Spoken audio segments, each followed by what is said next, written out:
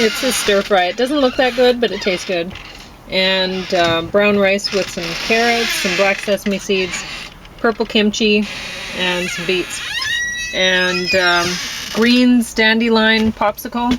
And you can sit in this seat. Thank you. And then we're going to be reviewing Can't Kill This.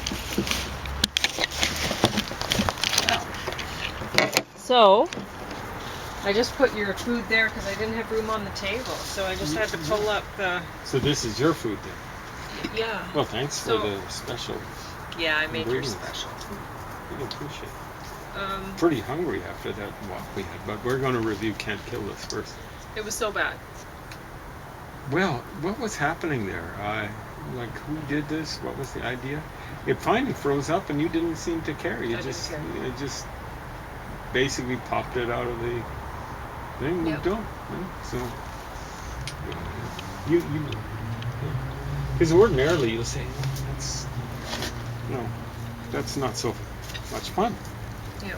But this time it's just, I don't think you made any comment. It's just move on. So bad. It looked to be kind of homemade or something like It that. did seem very homemade. Which isn't necessarily a bad thing. We've seen some interesting homemade offerings. I think they were trying something. I don't know. It's trying for a comedy, but anyway, I guess some elderly British people decided they We're going to make fun needed of employment. their coeval hippies or something like that. There were a few cracks about hippies. Well, hippies should be. At this late date, they should be made fun of. They had some good ideas, but people, like are into doping and stuff like that at this late date. Well, a lot of them wouldn't be alive, I'm afraid. Well, it's just that, like, we were listening to. Okay, this morning, I'll give you a rundown of. I got up a little bit late. I got up at just before 5:30. Okay, yeah, somewhere. And so I started at 5:30. I started cutting up vegetables to make the stir fry, and I made some hot lemon and honey for each. You said it took and about 2 hours, right? It was at least until 7. I thought it was until 8. And I put away the dishes from the dishwasher because I like to run the dishwasher. Yes, I have a dishwasher. I don't believe it's not environmentally friendly. I think it's a mental health thing. And for any woman who cooks, you make sure you it's need a stocked dishwasher. up, right? Yeah, before it's you full use it. before I use it. And so one of the things when I moved in with my ex, I was like, well, you're going to need to put in a dishwasher. And so for my birthday, I think that was the first year we were living together, a dishwasher was put in. Because honestly, maybe this is different in other households. I know my dad was the one who did most of the cooking and cleaning once we got to be, once I was 9, when we moved to the city, then he did that stuff. But honestly, he didn't do it nearly to the extent that I do. But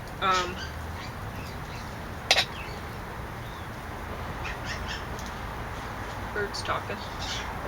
Yeah, it's very interesting talking. But most of the time, in 2-income households, it ends up that the woman's doing the cooking and the cleaning and stuff like that. So anyway, dishwasher required.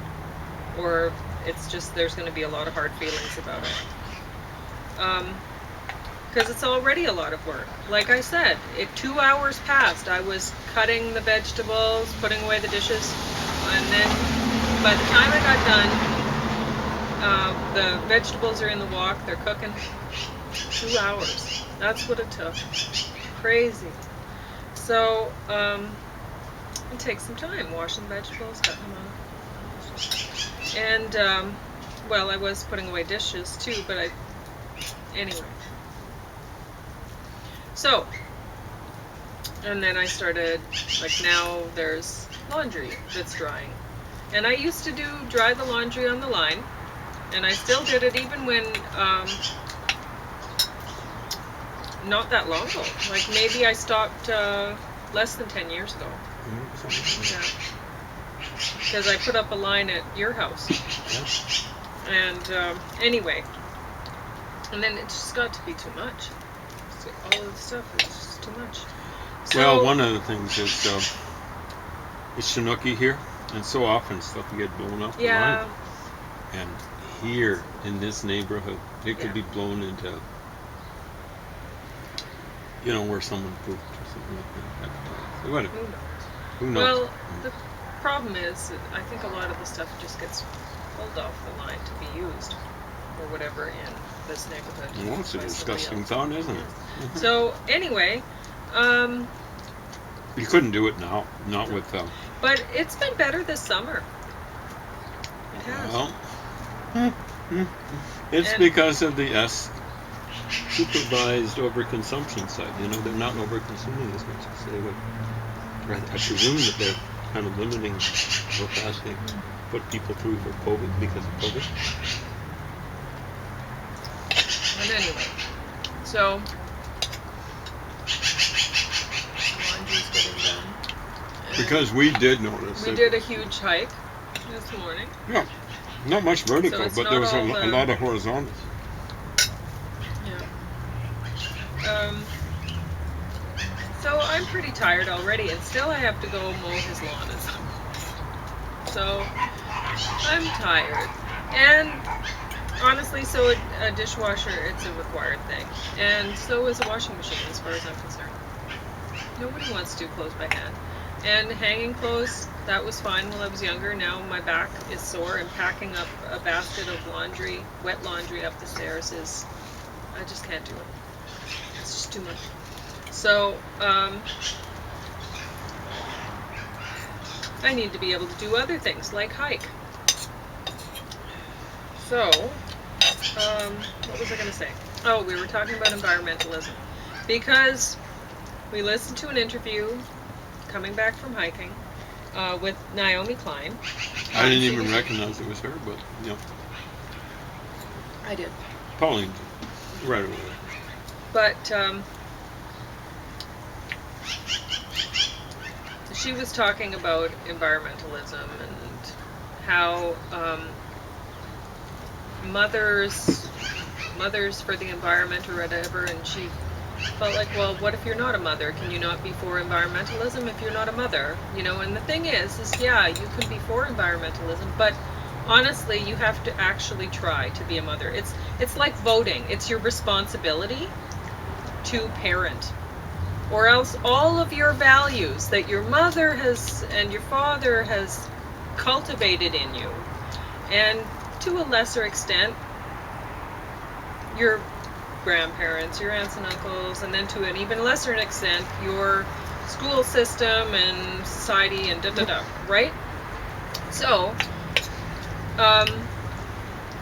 my parents worked hard to try to make me environmentally conscious, and now I have no children to teach this to. So yes, the world is overpopulated. It's not due to my parents. They only had 2 children. That's just the replacement factor. That is just replacing them, the 2 children. My sister and her ex, they just had 2 children. That just replaces them. And I let the team my family down because I had no children and no one to teach these values to. So yes, you can be an environmentalist if you don't have children, but you have to be conscious of the fact that the people that are having lots of children are not environmentally conscious. So if you're a mother, that doesn't make you environmentally conscious. If you're a mother of more than 2, if you have given birth to more than 2 children, you're not an environmentalist. Period. At all. No.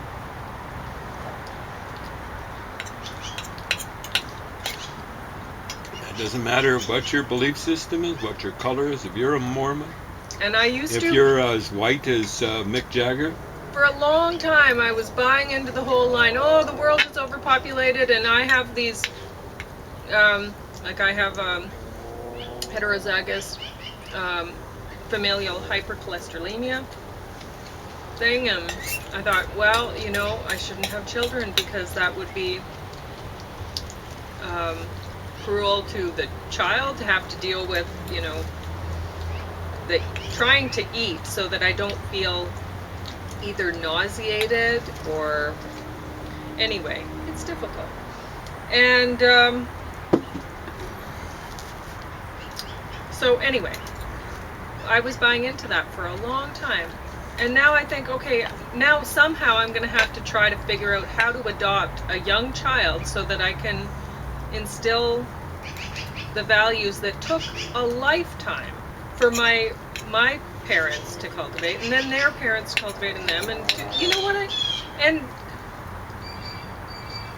this is going to cost a lot, and so I don't know how I'm going to do it. I really let the side down. I really let the team down, and people have to start thinking that way. It's not, oh, the world is overpopulated, I shouldn't have any children, but let everyone else have lots and lots of children. That'll solve things. That's not going to solve anything. It hasn't so far. It hasn't so far. The population keeps growing, and the environmentally conscious people are like, oh, we shouldn't have any children. And it's like, okay, but then there's no environmentally conscious people because all of be those like the values, Shakers. Exactly, The they're Shakers gone. didn't have kids. So good luck with that.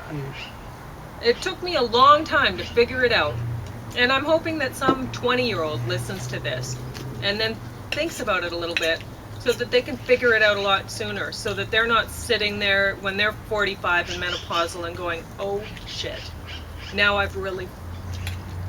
Anyway,